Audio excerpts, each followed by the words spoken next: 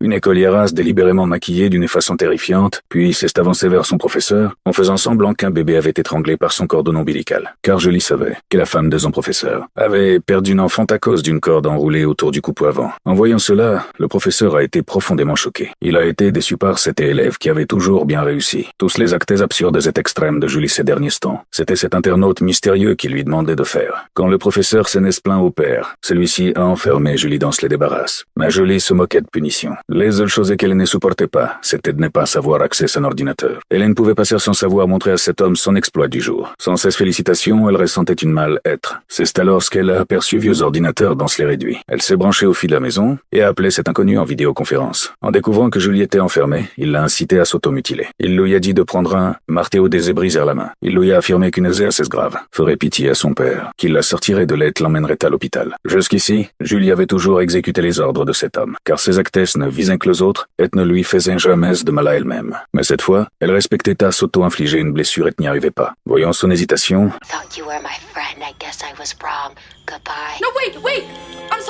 l'inconnu s'est mise en colère. Pour ne pas être abandonnée, Julie a finalement pris sa décision. Sans hésiter, elle a fixé sa main sur un support métallique.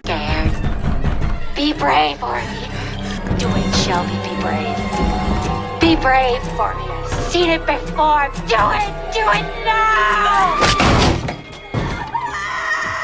Le voyant cela, son père est resté figé l'amener d'urgence à l'hôpital. Après avoir souffert physiquement, Julie a une prise de conscience. Elle y a compris ce que ces hommes l'avaient détruite depuis le début, et qu'elle n'était plus qu'un jouet Trosma. Au buté, il a trouvé ses fragilités intérieures en faisant semblant d'être comme elle. Puis il l'a soutenue, rassurée, pour gagner sa confiance. Une fois qu'elle s'est totalement livrée, il s'est mis à lui injecter des idées tordues, l'attirant vers les abîmes. Après son réveil, Julie s'est excusée auprès des pères et a réparé la tasse qu'elle avait brisée. Elle a également accepté l'aide psychologique que son père lui a proposée. Peu après, Julie s'est ressaisie. Elle reprit une vie normale et recommença à étudier sérieusement. Elle décida de redevenir la jeune fille sage et raisonnable qu'elle était, même si elle devait encore subir du harcèlement à l'école. Elle ne s'attendait pas à ce que cet inconnu continue à la harceler.